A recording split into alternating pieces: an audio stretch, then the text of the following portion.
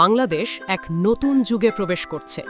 রাষ্ট্র সংস্কার আর সশস্ত্র বাহিনীকে আধুনিকায়নের লক্ষ্যে মাননীয় প্রধানমন্ত্রী এক অত্যন্ত সময়োপযোগী ও সঠিক সিদ্ধান্ত নিয়েছেন। প্রতিরক্ষা উপদেষ্টা হিসেবে দায়িত্ব গ্রহণ করেছেন এক অনন্য ও প্রাজ্ঞ ব্যক্তিত্ব, ব্রিগেডিয়ার জেনারেল অবসর ডক্টর AKM শামসুল ইসলাম। তিনি কেবল একজন সেনা কর্মকর্তা নন, তিনি একাধারে একজন স্কলার সোলজার। কুমিল্লা ক্যাডেট কলেজের তুখোল এই ছাত্র চট্টগ্রাম বিশ্ববিদ্যালয় থেকে প্রথম শ্রেণীতে প্রথম হয়ে মেধার পরিচয় দিয়েছেন। ফিলিপিন থেকে অর্জন করেছেন স্বর্ণপদক।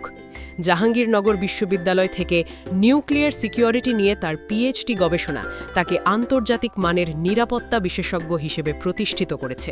1989 সালে সেনাবাহিনীতে কমিশন পাওয়ার পর থেকে জাতিসংঘ শান্তিরক্ষা মিশন, কঙ্গো এবং ইরাকে তার অভিজ্ঞতা তাকে এক বিশ্বমানের সমরবিদে পরিণত করেছে। কেন দেশনায়ক তারেক রহমান তাকেই বেছে নিলেন? কারণ আগামীর বাংলাদেশ হবে মেধা ও যোগ্যতার। গত 17 বছরের ক্ষত মুছে ডক্টর শামসুল ইসলামের লক্ষ্য এখন স্পষ্ট।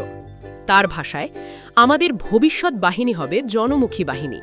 সাধারণ মানুষের সাথে নিবিড় সংশ্লিষ্টতা রেখেই কাজ শুরু করেছে সশস্ত্র বাহিনী। তিনি বিশ্বাস করেন, প্রযুক্তির আধুনিকায়নের আগে প্রয়োজন সোলজারিং বা প্রকৃত পেশাদারিত্ব।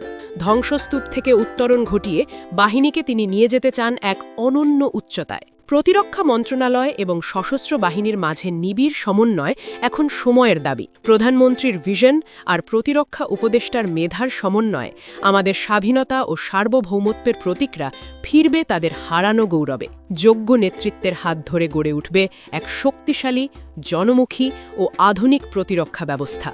প্রধানমন্ত্রীর দিক নির্দেশনায় ডক্টর AKM শামসুল ইসলামের হাত ধরে এগিয়ে যাক আমাদের প্রিয় বাংলাদেশ।